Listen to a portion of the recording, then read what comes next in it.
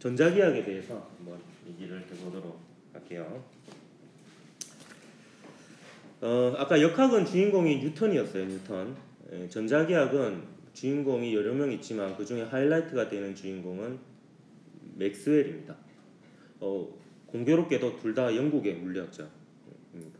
맥스웰이고, 그 맥스웰이 네 가지 방정식을 완성해서 전자기학을 완성합니다. 이게 이제 그 네 가지 방정식인데요. 저도 ET가 탐나는데 아직 못 구했어요. 여기 맥스웰의 네 가지 방정식이고 모양이 다 이상하죠. 참고로 아인슈타인의 집무실에 딱 두 명의 과학자의 초상화가 이렇게 걸려 있었다거든요. 그 중에 한 명이 맥스웰이고 나머지 한 명이 패러데이하고 맥스웰을 되게 존경했다고 합니다. 근데 그 두 과학자 모두 업적도 굉장히 뛰어나고요. 인간적으로도 굉장히 좀 훌륭한 위인이라고 할 만한 사람들이에요. 보면 이 방정식에 대해서 그 의미만 대략 알아보도록 할게요. 이 식이 뭔지는 여러분 모를 거예요. 이게 벡터 미분이거든요. 대학교 2학년쯤 돼야 배웁니다. 그래서 그냥 겉핥기식으로 한번 얘기해 볼까 합니다. 근데 이 전자기학에 나타나는 이제 전자기적 현상들은 전부 다 전하하고 관계가 있습니다. 전하하고 관계가 있고 전하를 가진 입자에 대한 운동이다 이렇게 보면 되는데, 전하는 대략적으로 알고 있죠. 플러스 전하, 마이너스 전하 그런 거, 전기적 특성을 나타내는 어떤 양이죠. 일단 그 첫 번째 법칙은요, 1785년에 쿨롱이 발견한 쿨롱의 법칙인데요. 여러분이 알고 있는 거랑은 좀 다르죠. 다른데 이걸 다른 형태가 여러분이 배우는 그 형태가 되겠습니다. 쿨롱의 법칙의 사실 주 내용은 뭐냐면, 일단 전하가 있으면요, 그 전하 주위에 일렉트론 필드, 전기장이 만들어진다는 거예요. 전기장은 뭐냐면 전기력이 작용하는 공간의 특성을 나타내는 양이에요. 그 전기장이 있는 공간에 전하를 갖다 놓으면 그 전하는 전기력을 받게 되어 있습니다. 그래서 이게 이제 쿨롱의 법칙이고, 역사적 순서대로 할게요. 그 다음에 네 번째 식에서 요 마지막 항을 뗀 요만큼이 그 앙페르의 법칙이에요. 앙페르의 법칙은 뭐냐? 움직이는 전하, 전류가 되겠죠. 움직이는 전하 주위에는 자기장이 생긴다는 거예요. 자기장. 근데 자기장은 마그네틱 필드인데 M을 안 쓰는 이유는 또 질량하고 헷갈리기 때문에 그렇게 쓰는 거고요. 그 비오사바르 법칙이라고 자기장과 관련된 법칙이 있어요. 그래서 그 사람의 이름을 따가지고 B라고 이렇게 표기를 합니다. 되게 대칭적이에요. 그냥 전하가 있으면 전기장이 만들어지고요. 이 전하가 움직이면 자기장이 만들어집니다. 그래서 이게 앙페르의 법칙이고, 세 번째 요식은 그 유명한 패러데이 법칙입니다. 요거는 여러분 통합과학 때 배웠죠. 전자기 유도 법칙이라고 하고요. 요거는 자기장이 변하면 전기장이 생긴다는 거예요. 자기장이 변하면 전기장이 생긴다는 게 패러데이 법칙이 되겠습니다. 그 다음 요거는 가우스와 단자극에 관련된 얘기인데, 요거는 무슨 의미냐면 자석을 아무리 잘게 조개도 N극과 S극이 분리되지 않는다, 요 뜻이 됩니다. 자석을 아무리 잘게 조개도 그러니까 NS가 분리되지 않는다, NS는 분리되지 않는다. 이게 이제 가우스와 단자극이고요. 그 다음에 맥스웰이 사실 한 거는 요거 딱 이 항 하나 추가했습니다. 별거 아닌 것 같지만 근데 이게 거의 완성을 얘기하는 거야. 맥스웰이 이렇게 생각한 거죠. 패러데이 법칙 보니까 자기장의 변화가 전기장을 만들었잖아. 거꾸로 전기장의 변화도 자기장을 만들지 않을까?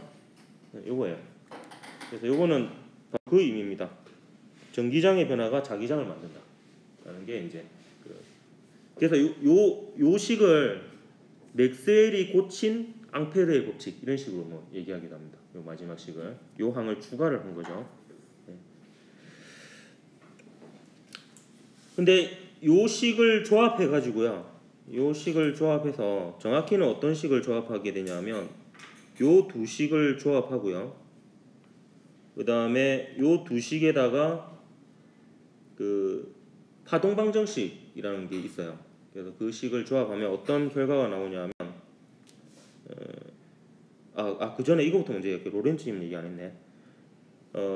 일단 요 네 가지 방정식에다가 하나가 더 추가가 돼야지 이제 전자기하학을 다 얘기할 수 있는데 힘에 대한 얘기가 빠졌잖아요.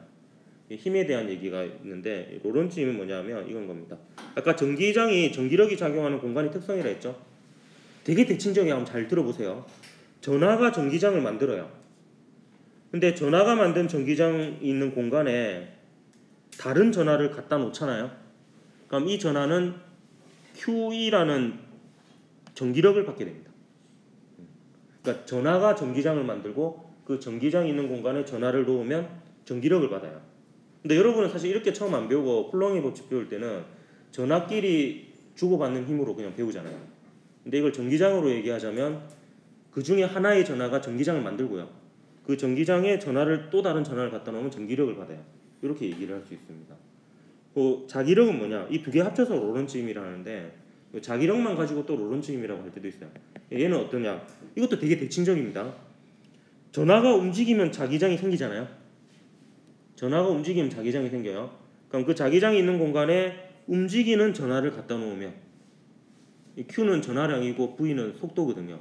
그러니까 V로 움직이는 전하량 Q인 입자를 갖다 놓으면 이렇게 계산되어지는 자기력을 받게 됩니다. 근데 예습하게도 여러분이 이제 요 벡터 곱은 안 배운다 하더라고. 이제 제가 고등학교 배울 때는 배웠는데 이제 벡터 크로스이라고 하거든요. 이걸 벡터 곱이라고 얘기하는데 스칼라 곱만 배우더라고. 내적. 이걸 외적이라고 하는데 이런 방식으로 이제 자기력을 구할 수 있습니다. 그러면 이제 맨 마지막 얘기는 뭐가 되냐? 맥스웰이 했던 업적 중에 하나가 이제 여기 있습니다. 요 두 가지씩 하고요. 여기다 플러스 파동 방정식.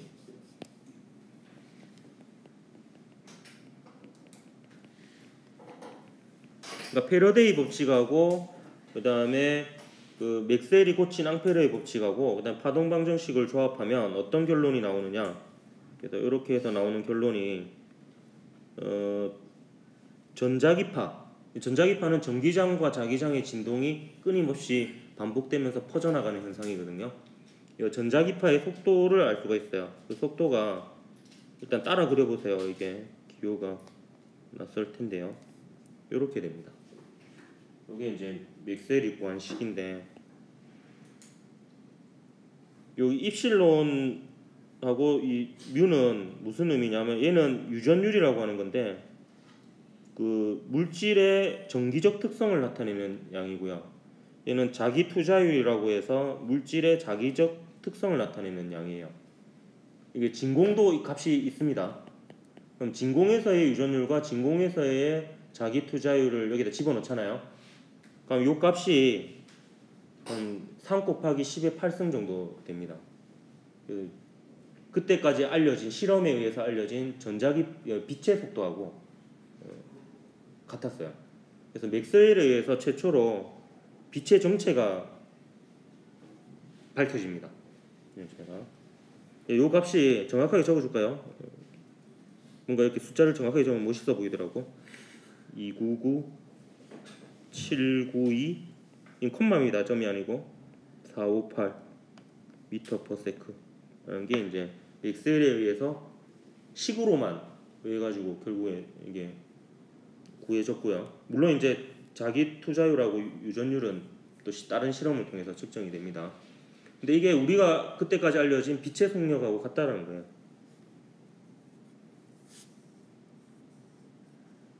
그래서 이런 결론이 됩니다. 빛은 전자기파다.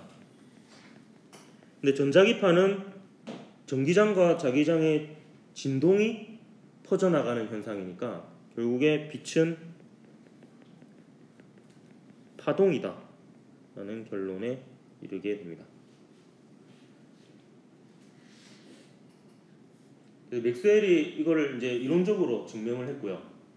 이걸 실험적으로 전자기파를 발견한 게 헤르츠가 됩니다. 헤르츠라는 사람이 전자기파의 존재를 실험으로 확인하면서 그 길고 길었던 빛이 입자냐 파동이냐라는 그 논란이 종결된 듯한 느낌이 잠깐 들었지만 또 다른 일들이 일어납니다. 그거는 이제 다음 시간에 얘기를 할 거고요. 어쨌든 맥스웰에 의해서 일단은 거의 종결되어 가고 있었습니다. 이런 논란이. 이렇게 간단히 끝내도 되는지 모르겠지만 전자계약은 이렇게 마무리를 하고 조금 쉬었다가 결과적으로 그러면 빛은 어떻게 만들어지느냐? 이 전하를 띤 입자가 가속 운동하면 빛이 만들어집니다.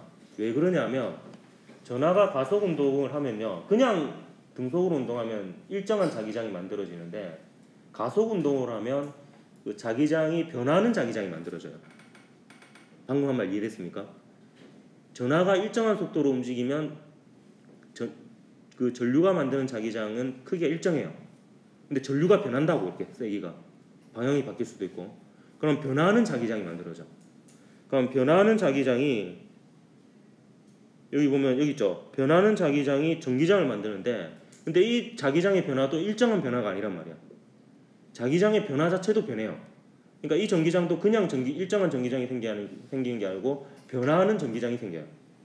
그럼 이 변화하는 전기장은 맥스웰의 이 고친 앙페르의 법칙에 따라서 또 자기장을 만들어.